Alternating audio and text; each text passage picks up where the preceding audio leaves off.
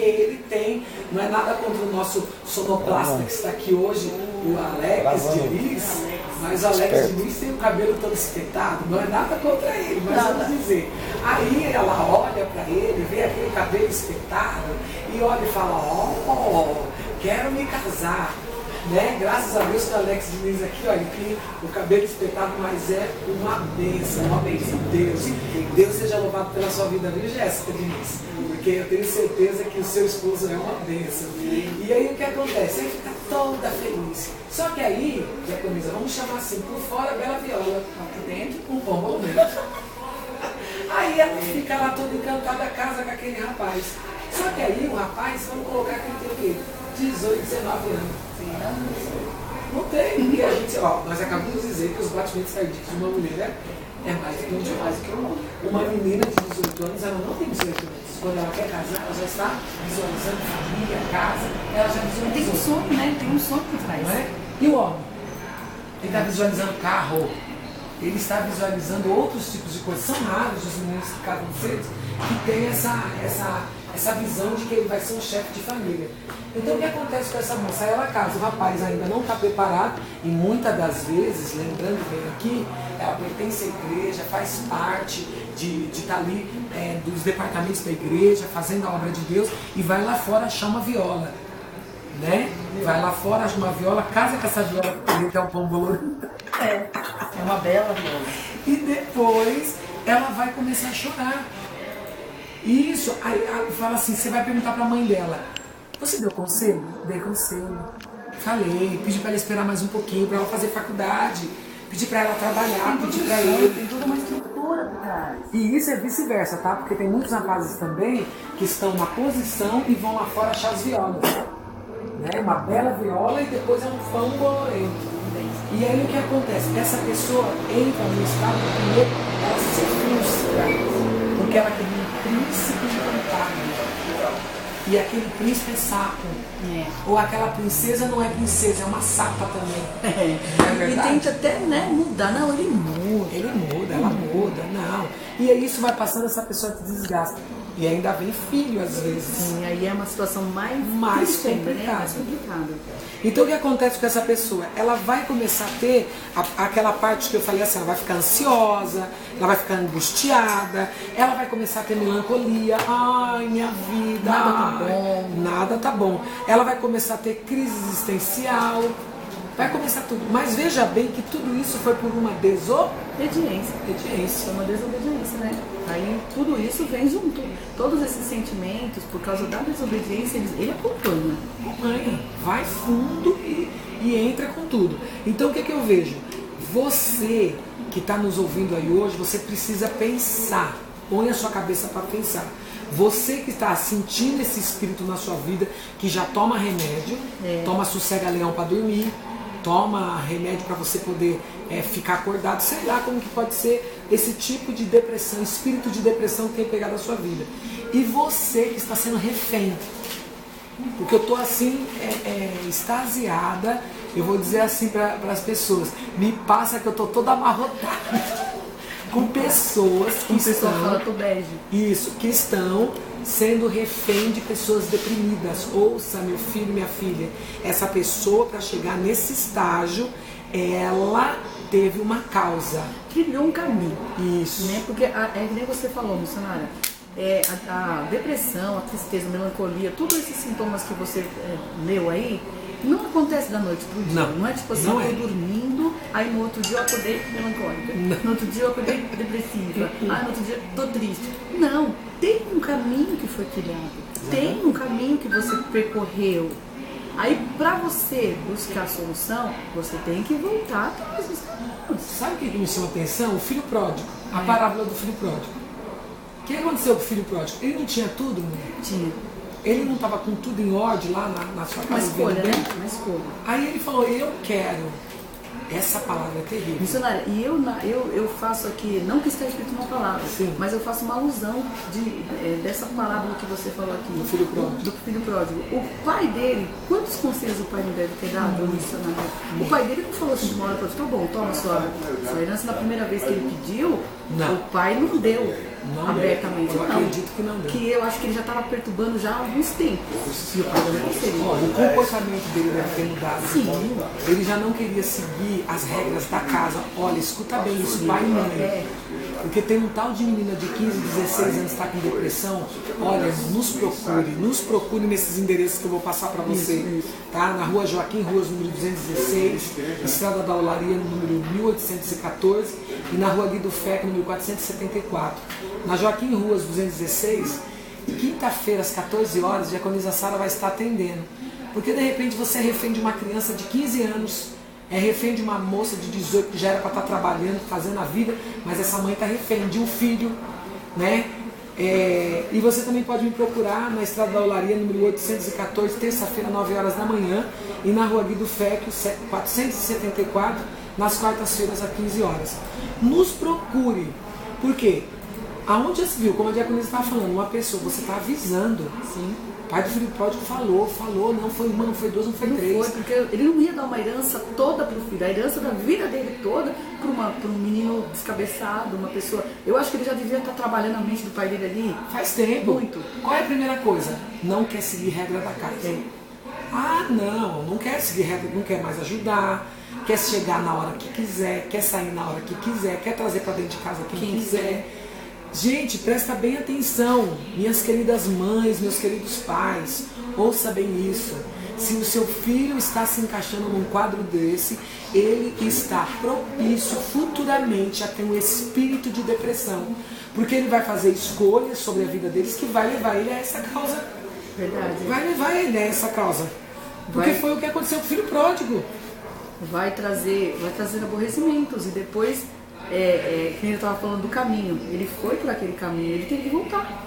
Você estava mencionando aí, ele teve que fazer, ele fez todo aquele trajeto, depois ele mesmo teve que voltar. Quando ele se achou numa situação difícil, né, que muitas das vezes a situação é tudo festa no começo, né? Não, isso é tudo alegria. E pensa comigo, quando ele chegou depois, que é sempre assim, meu Deus, parece que eu estou até vendo.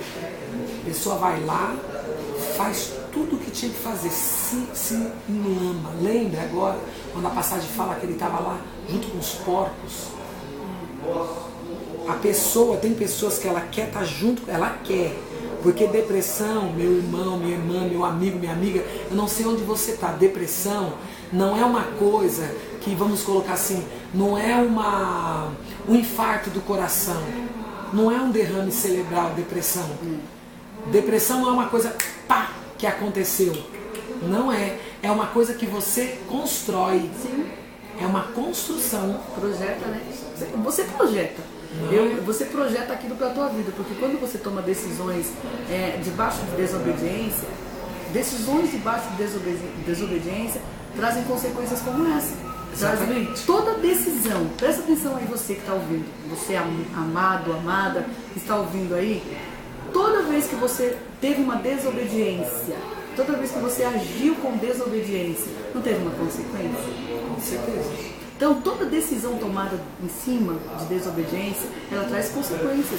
E nesse século que nós estamos vivendo, e no tratado que nós estamos aqui, a consequência que está assolando por causa da desobediência é esse mal. Tristeza, depressão, todo esse mal.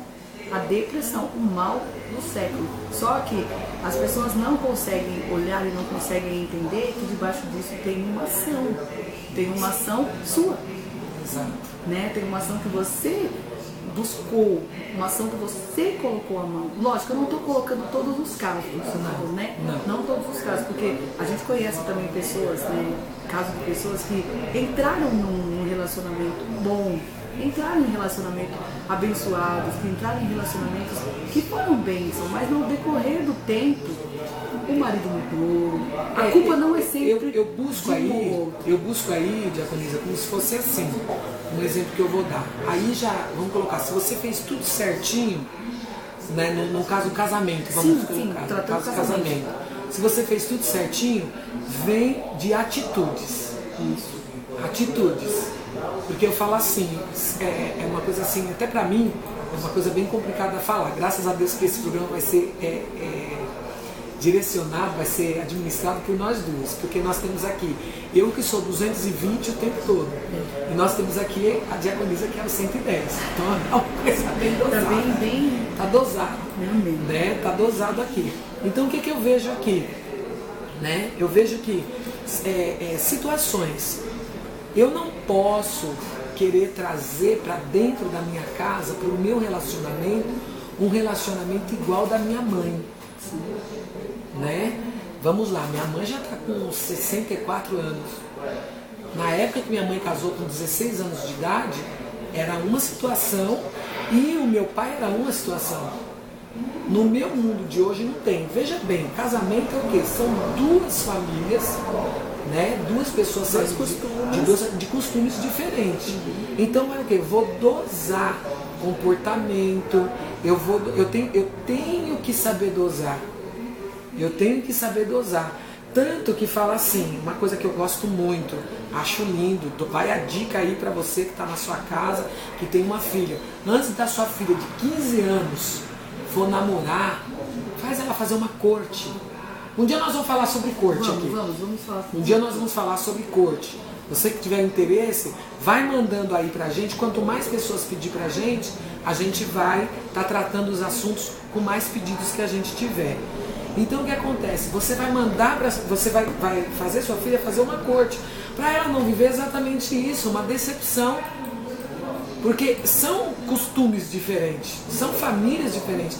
Tem gente que vem de uma família completamente, que nem eu falo assim, eu venho de uma família onde eu era uma princesa negra.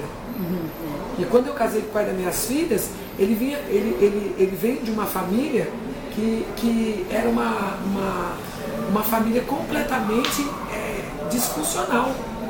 Então o que eu quero dizer para você? Se você faz tudo no tempo certo, mesmo assim ainda, casando na idade certa, trabalhando, estudando, você vai ter problemas. Só que você vai encontrar nesse seu caminho Cristo, que nós vamos estar falando para você aí quarta-feira, sexta-feira, das soluções para uma depressão. Tudo na nossa vida vai das nossas escolhas, das nossas atitudes. Se eu quero ser uma pessoa temente a Deus, servir a Deus, se eu quero ser uma mulher usada por Deus, eu vou ter uma consequência. Sim. Eu vou ter uma consequência. Tudo na nossa vida causa consequência. Só que eu não posso pegar essa situação da minha vida e colocar essa situação da minha vida como fosse o fim da minha vida, o fim da minha existência. Eu não posso fazer isso. O que levou Saul à sua desgraça, à sua desonra, foi permanecer debaixo do espírito da desobediência. Foi permanecer como se fosse assim, eu tenho poder. Isso é outra coisa ruim, viu?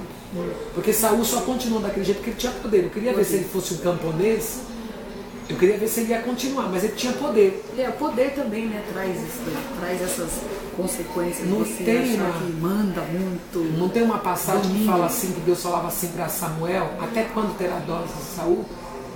Refém, Samuel era refém. Naquela passagem que nós lemos aqui, né? Ele pediu para Saul, para Samuel, quantas e quantas outras vezes Saul não chegou para ele e falou assim, Samuel, levanta um altar ao meu favor, pede perdão para Deus em relação à minha desobediência, em relação à minha vida, porque ele sabia que o juízo de Deus, né, vinha sobre a vida dele. Então ele usava Samuel como refém, usava Samuel para intervir ali. E o próprio Deus, nisso que a missionária também falou, o próprio Deus falou, até quando terás dó? O problema de mulher é assim mesmo, tá? Minha boca tá seca, eu preciso passar um batom aqui. A missionária tá passando batom. Então, e Saul, ele entrou nessa situação, várias vezes Samuel interviu, Samuel entrou em socorro para ele. Verdade. E Deus entrou falando para ele. Agora, depois que ele entrou naquela ira, que a missionária também citou aqui, dele ter rasgado as vestes de Samuel, foi o final para ele, foi a derrota final. Foi a derrota dele ali. E ele colocou a culpa em pessoas, né? Colocou. Ele coloca a culpa em pessoas. Ele colocou a culpa em pessoas. Tanto é que veio Davi foi o sucessor de Saul, ele ficou com raiva, com ódio de Saul. Ele olhava Davi como inimigo dele. Isso. Um inimigo.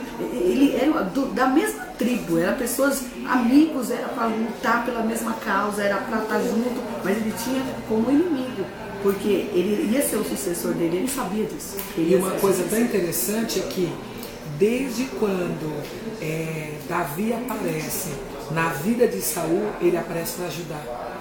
E mesmo ajudando, aquele espírito tão miserável que estava sobre a vida de Saul, ele tinha esse ódio, esse rancor, né?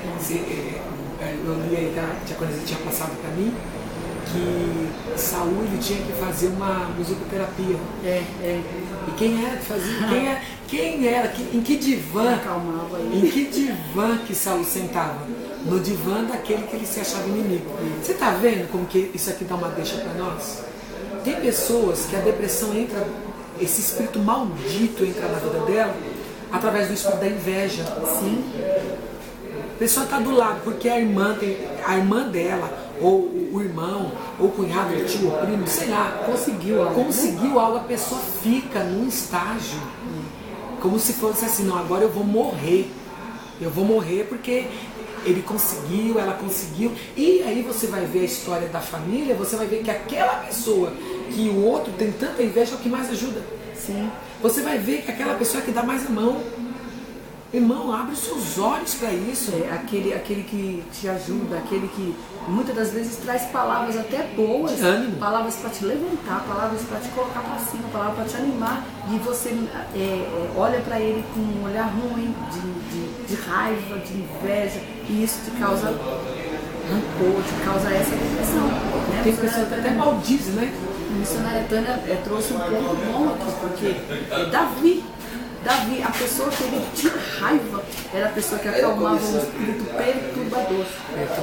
Davi era o único que conseguia trazer paz sobre a vida de Saul. Tocando a harpa dele lá, trazia paz sobre a vida de Saul. Então isso aí é muito forte, é muito sério. Esse problema é muito sério, tanto é que eu estou trazendo aqui para você olhar, entender pelos teus olhos, que não é uma doença. Não é. Não é uma doença. Não é. Porque ninguém fica doente de inveja. Não vai, exato. Ninguém fica. Mas tem gente que fica, hein?